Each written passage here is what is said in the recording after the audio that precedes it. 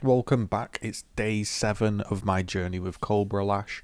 Thanks for staying tuned. As I said, I'd be back on Monday. Here is the video. Just showing you the gear. Feel free to pause if you want to see the gear of where we've got up to. I'll show you some crafting. I'll show you some things, kind of how we've been progressing, what have we really been up to, and yeah, just chat about the build a little bit more, explain kind of where we're going, where I think it's heading. Hopefully you will enjoy the clips. People seem to be enjoying these, so I thought I'd carry on and do another. So that's the gear. These are the passives. I'm currently 93. At 94, I will get a 5% life node, and I'm pretty much done at that point, and then I'll just try end game stuff. But yeah, the days started off with trying to make a new chest piece. So I took it into the beast area and I divined my chest piece because I felt like I could get a little bit better rolls. There was about 30 to 40 more life I could squeeze out of a good divine. I figured that was worth it. So I tried the divine and it did go up a little bit, but it wasn't ideal. And Jamie had just crafted a really nice chest and I wanted to equip it and see what would happen if I got a really nice chest. It actually broke the 5k life barrier and I figured, yeah, like that's going to give me an extra 300 life. Probably should be looking at getting a new chest piece as this build struggles with life and yeah, you can't really lose 300. So I had a few pristines lying about and I attempted to make one myself. The one I ended up making was like probably not that much better than the one I had. It was an upgrade, so you know that's nice. It was definitely an upgrade, but it wasn't the huge upgrade. It wasn't the 150 life, 5% max life. I ended up just sticking on this because it was my last one, and yeah, didn't want to spend too much.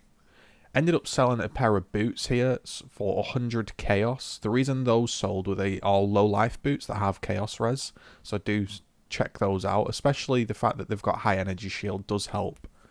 I then took my chest to Jamie, who produced the craft. This took about 50 C's worth of chaos to get the max life and mana. Now I'm up to 5.k life, right? So I'm up to 5k life, and it's feeling a lot better, the build. I'm going into red maps now with Progress the Atlas whilst I wasn't making videos this weekend. I progressed the Atlas a little bit, and I figured you don't want to see me killing every yellow boss and white boss. So I got my Atlas into red maps, and we've just been mapping, doing the Blights. Sorry for coughing, yeah. Doing the Blights, and just, I guess the build's become a lot more enjoyable. The eagle-eyed will notice that I did have despair on hit on my dagger. I got a new dagger, managed to make one. I think it took 2 more attempts. Yeah, it was 2 more attempts, and I stuck with it because, well, the corroded fossils are pretty expensive, and I didn't really want to waste the boot money, so we kind of spent the boot money and put it into the chest craft and the dagger, and I think it has been noticeable. I don't know how the build's going to fare on the big bosses. I know I've seen Mathel yesterday kill it, or the other day kill it, you know, Uber Elder and stuff, so I'm sure it can manage it. So I'm hoping my build has enough damage. I've basically effectively upgraded a few things. The life pool, and I've got poison duration on the dagger, and I've got poison duration on one jewel. So I've gained about, I think it's about 24% poison duration, which I think is kind of nice. That's been making the build feel a lot smoother. And also just through playing Blight League a little bit more, the turret game has become a bit more, not, I wouldn't say fun, it's still not the most fun thing I've ever played, but it's becoming a bit more enjoyable because I'm kind of up to speed with how you defend now. I was getting a little bit over aggressive early on, and I was getting a few deaths, but if you actually just let the turrets do the work and sit back, it's okay. I can definitely see why a minion build is very strong this league. Again, at the end of the boxes, you get, at the end of the reward, at the end of the event, you get rewards that are boxes, if I could speak.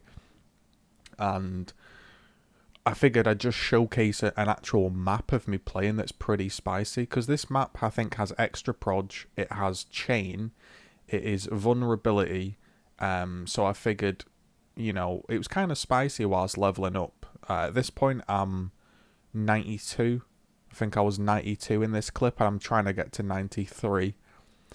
So kind of playing a little bit slower and a little bit, yeah, just basically a little bit safer, because when I'm leveling, I don't like to die, even though it's not hardcore. Like, losing 10% when you don't really have crazy amount of maps is a bit frustrating. So I managed to do 90 to 90, I think, 3, and I died once, and the one death was in Delve. So actually the build's become quite not safe or hardcore viable, but it's pretty good, like, and it does have burst damage when you do need it. This is only a tier 11, but you know, you drop your Blight, you drop your poisons, and it's not bad, you know, you actually have a little bit of damage.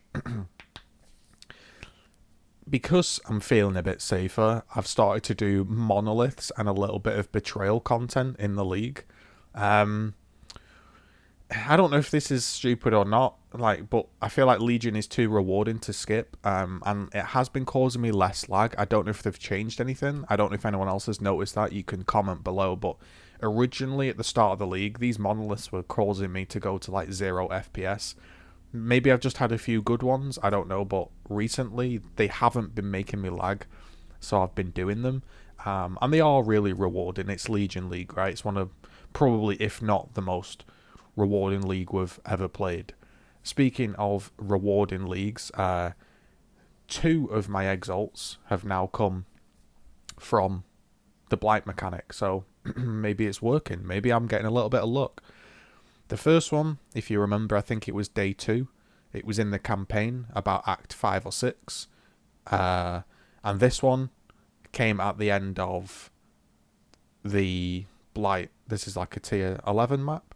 And maybe the game was rewarding me for doing a monolith, because this is in the same map where I just did a monolith. So maybe the game's rewarding me for being a little bit braver. Who knows? Or maybe it's just RNG. It definitely has ramped up a little bit, finding a few more items that sell. I've effectively now had 3 exalt drops and about maybe 200C in stuff to sell. Nothing absolutely crazy, considering that I'm only just entering into red maps, but I do feel I'm quite good at spotting stuff that sells. So sometimes stuff that looks bad can actually sell. But yeah, we got rewarded with the Exalt, and I feel like it's been going okay. I feel like I've got a nice build now. My gear's pretty good. I've got 5k life, and I'm getting into red maps. So I feel like that setting up process is beginning to basically come to an end.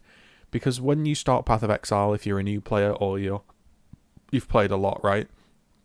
The setting up of the game takes so long, and that's mainly where these players rush through it. But this league, I'm just taking my time. I'm in no rush. I'm just playing at my own pace. I'm playing other games like Gears 5.